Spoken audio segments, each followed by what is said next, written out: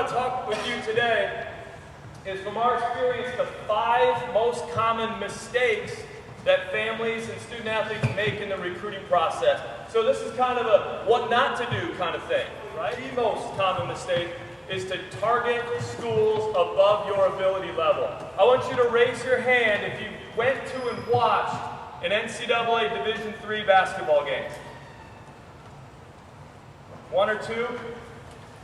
What I want you to do before you say, oh man, D3, that's garbage, that's where all the scrubs play, go watch them play. You'd be pretty surprised how good they are. Don't get D1 on the brain. Make sure you go into the process not targeting schools above your ability level. The second most common mistakes that families make and student athletes make is to contact too few schools. One of the places that I coached at was Methodist University in Fayetteville. How many kids do you think were on, my last year there was 2008. How many kids do you think were on my recruiting list in that year? I want to ask, guess how many. Give me a couple guesses. 5. How many? Somebody said 20? 20 back there. Who's another guess for us? 15, 13, one more. 10. 10, good.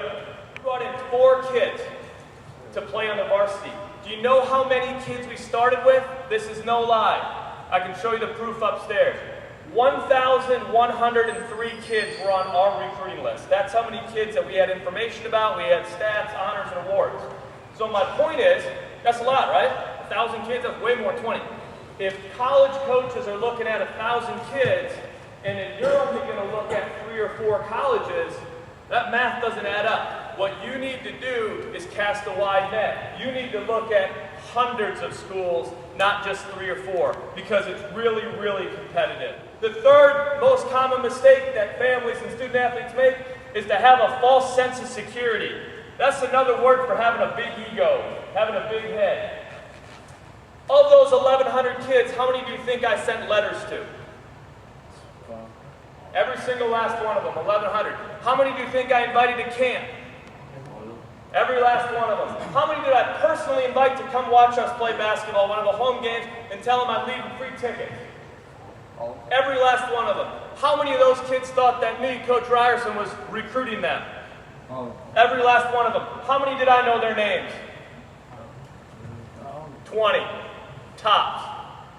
My point is, just because you got some camp invites or some letters in the mail, it doesn't mean, man, they want me, they're going to offer me a full scholarship. It's just part of the process. If you're getting some letters already, that's great. That's good to hear. It's better than not getting letters, but it doesn't mean it's a done deal. It doesn't mean you have offers. So you want to gather as much interest as possible.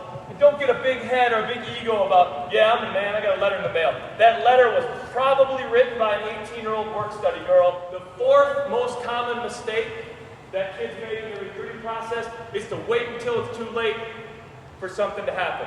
So they wait until the end of their senior year and they say, oh man, I want to go play college basketball and put my video on YouTube and see what happens.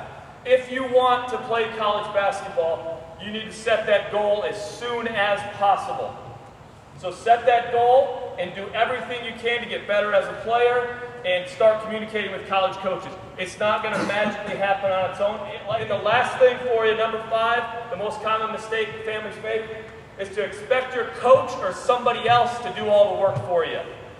Like I said, if you want to play college basketball, it's going to take a huge commitment, and it's on you to get that done. Your coach is extremely important in the process.